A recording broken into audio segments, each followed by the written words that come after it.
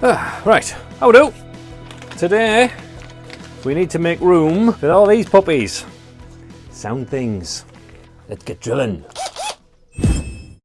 So, custom placement of tone, volume, multiple way switches, all that kind of jazz.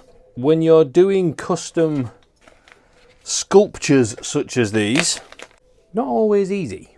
So what do we have to fit onto this bass guitar then? Well, we have a volume and a tone knob that needs to happen around there, and we also have this three-way switch which is going to be on for messing about with the humbucker that's on there, and that's going to need to go somewhere along here. But we'll come to that one in a minute. Let's just do the easy bit first. Well, I say easy bit, but actually you have not got a lot of space here at all to play with. I think what I'm going to do is go with parallel to that center line. So we've got that running along there. There's enough space there for me to connect those up, wire them up, slot them in, and still have room around that edge on the back, because don't forget that this hole has to fit all the way around the back as well, and there's still enough room to put a plate to cover all of that on the back. So once I'm happy with that position, I'm just going to do the really simple thing of drilling a hole from the front, from where the peak of those shafts sit, right the way through to the back, and then we can place out where that cavity is going to go. Okay, so I have these placed where I want them, and what I'm going to do is literally hold that over the top, move it out the way, go down and put that dent on now. 66.5 millimeters. Obviously, I can go from the center of this pole down to there, and then just make sure that that is 66.5 mil to that center line. And there are my two markings. So now we're just going to drill all the way through from the front to the back. Yes, of course that's scary. And I'm using the pillar drill just to make sure that it drills down nice and square, so there's no wandering. The holes are going to be in exactly the same place on the back. So now we know the correct placement on the front is definitely the correct placement on the back. And then with the pilot hole done and checked to make sure it actually is in the right place, I'm just going to go straight through with a 9mm bit, which allows the threaded part of that pot to fit right the way through the body. Okay, so that allows us to slot that in a rough way to know that we can then measure off and go, yes, the gap's actually big enough. That is the little groove maker that I used to create the groove for the LEDs right in the middle. If you've missed previous episodes, links in the description for catching up. So that shows me when I put the bearing onto that edge that I used, I'm not catching that post at all, which is really good. Now, before I cut out the cavity for that, what I'm actually going to do is make the back plate for it first. The back plate is what you're going to see. So I want that to be a really good looking piece that's going to fit really well, and then the cavity can be made to fit underneath that, if that makes sense. You'll often see on most guitars you can buy in a shop that those back plates are made out of some kind of plastic, because it's really thin, which means you only need a tiny amount of space in the guitar. It's also really flexible, but it doesn't warp in weird ways. But it is plastic. Do you really want plastic on the back of your guitar? Let's go with no. So I'm going to use a strip of oak, not that thick, because then it's going to match the knobs that we made last time and the neck that we've got as well. So everything's going to be tied in and fitting rather nicely. And because these sections are quite small, it's not going to warp, it's not going to do anything nasty. Now, quite a while ago, I did think about having one back plate that would cover those, would cover the battery pack, would cover the switch on there. But soon realised that would actually nearly cover almost the entire back of the guitar and would look probably a little bit silly. So 3 separate delicate back plates is what I'm going to be needing here. Now you see me do a lot of stuff on this guitar using the laser machine. However, there is a much simpler way for cutting out these sections. This stuff.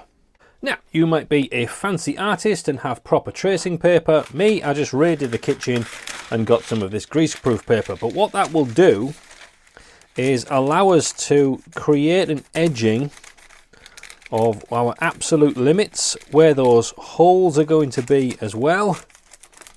And then we can simply draw on where we want the actual lid to be. Now I'm going up to this top edge here because what I'm thinking of is actually having a plate that runs level with that and runs parallel to that center line. Here we go. So I've put little X markings to go through the center of where these are going to sit, which means that makes it easier for me to line that up nice and central on there. Now I can keep this line, that's absolutely okay, I can keep that one. These lines, however, are the very edge of the guitar, these sections here. So I do need the plate to be inboard of that. It doesn't have to be by very much, but it does need to be inboard of that so that it's not touching right on the very, very edge. Now I do, however, quite enjoy the shape of that though. It doesn't really need to go all the way up to that far corner, but I think I might, just because it would look really nice. So it means that you've got this kind of shark fin section there that would be covered, that would create the top of one of those cavities.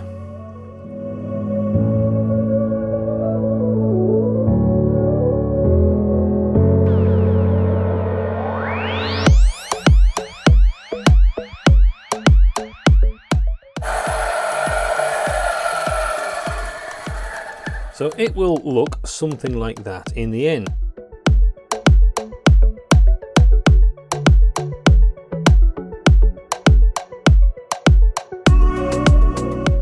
Now with this now in the correct place, I can now scribe around this and then we'll get the router out.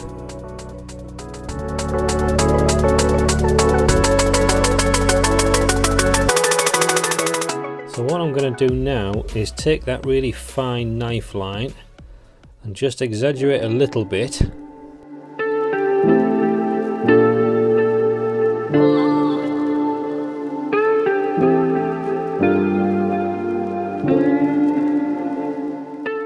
So now that we've carefully edged that small section, we're just going to go in there with the router. Only this time I'm going to use the little Dremel one just because it's a little bit more delicate and I don't want any slippage and I want to be able to see what I'm doing, and the visibility on this is really very good.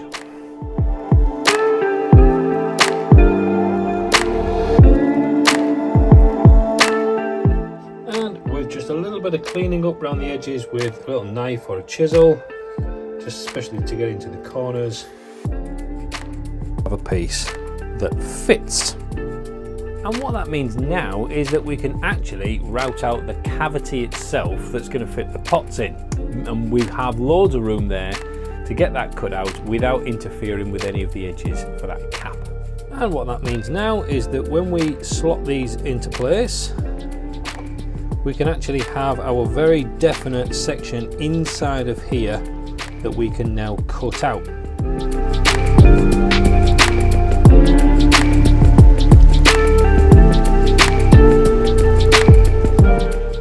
Okay, so there we go, we have a cavity. Now that currently isn't deep enough yet to have that go through and have the threaded section poke out the front. So here's a really quick way to figure out exactly what you need to do. Grab one of these. I've put a ruler underneath just as something to push against. And you can see there I've pushed down, that's the current depth that I have, which means that's the current depth that I have, which means in between those washers is currently 4 or 5 mils too thick.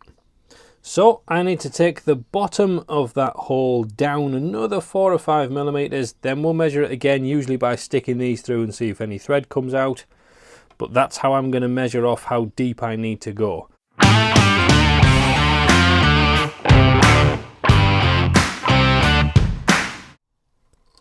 Peekaboo! And then I'm going to do exactly the same process to make the cap for this middle battery section. So with those two covers done, that just leaves us with this little puppy, the 3-way switch. Now I was thinking at first of just having a circular cap on here, like the Les Pauls. But by the time I've got a gap big enough for that to slot into the body, and then the top in big enough that actually can get screws in it, I am getting close to this edge again. So we may as well make one again that's going to run in level with the top of that, because that would be really nice. And then runs down the side of there to run parallel with that, comes down that slope a little bit, and then probably across and back up. So because then that topper needs to be in a very specific place, I'm going to make that one first and then cut the holes for the actual switch to fit in.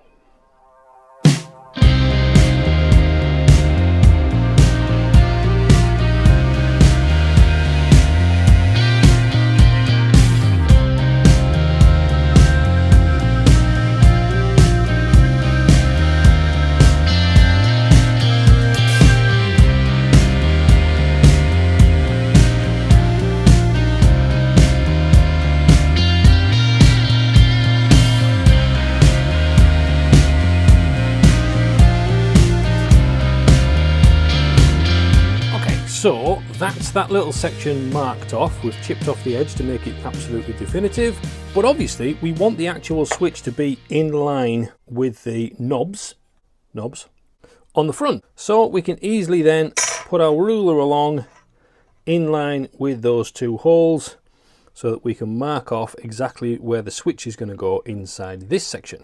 It's all just a big jigsaw puzzle, and whichever order you do it in is whichever order it works on your guitar for your specifics right here and now.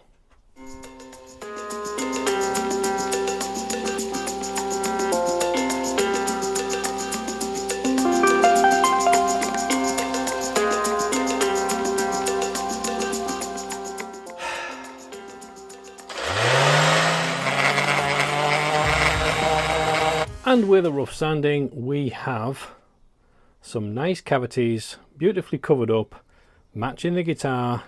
Once that oak neck comes out of there, that's going to look really cool.